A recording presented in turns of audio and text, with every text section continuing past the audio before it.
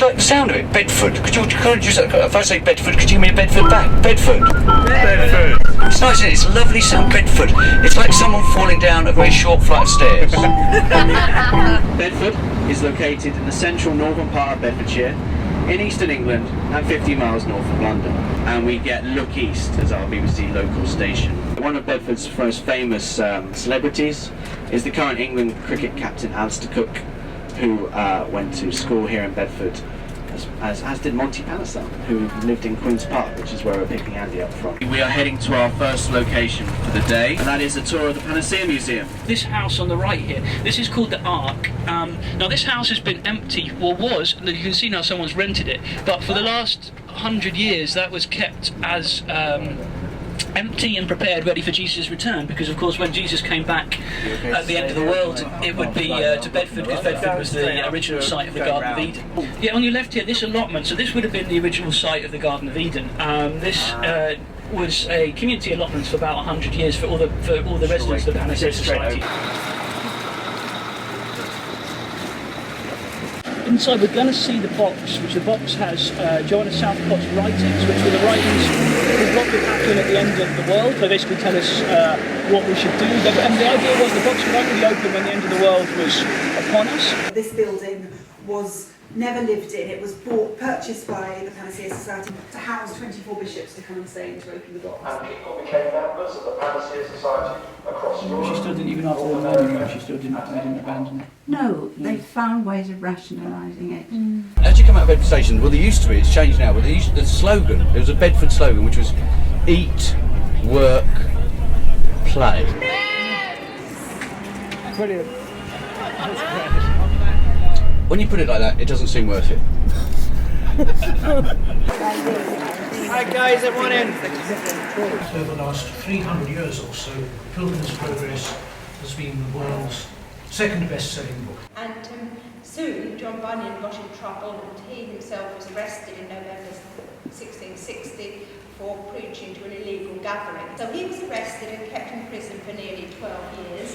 Unable to preach, he started to write. South Wing, where in 1982 Andy Holden was born.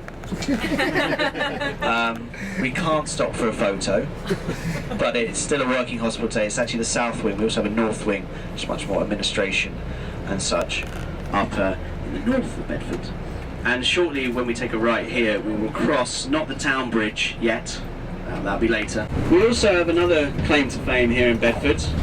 Some of you may have eaten the Bedfordshire clanger. Bedfordshire clanger was invented by Gunn's Bakery, actually in a town called Sandy. And the Bedfordshire clanger is pretty amazing. It's basically a large sausage roll.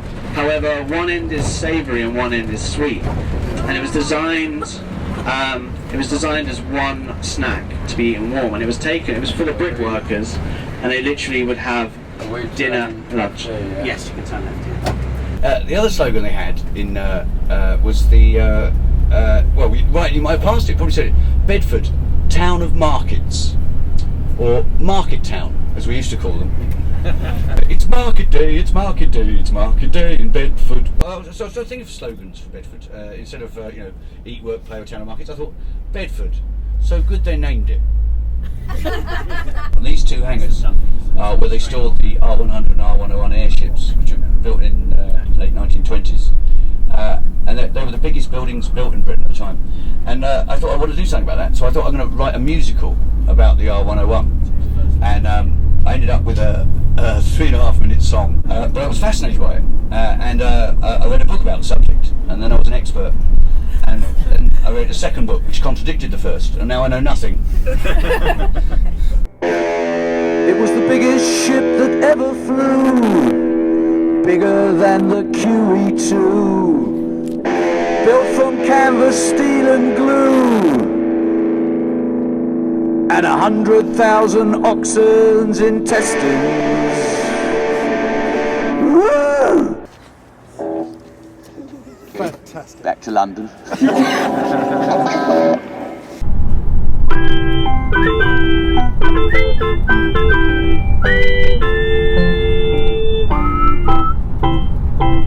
I know you really want me.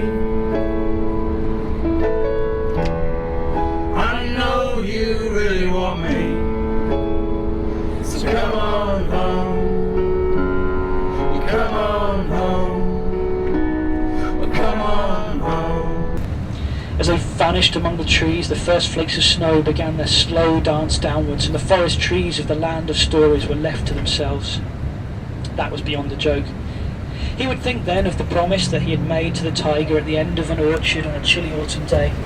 The promise that whatever the future might bring, he would do everything in his power to make her life as magical as the one she had left behind. Her eyes were full of tears, and her hair as orange as a carrot. And you can't get much better than that. In the distance, a curl of smoke twisted among the trees. We'll need each other more than ever this time, he thought.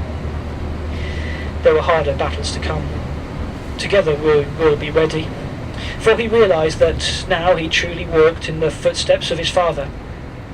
She took a deep breath, stepped out onto the ladder, and let her friends through the clouds and into the unknown. You're a lovely place, but too exciting for me.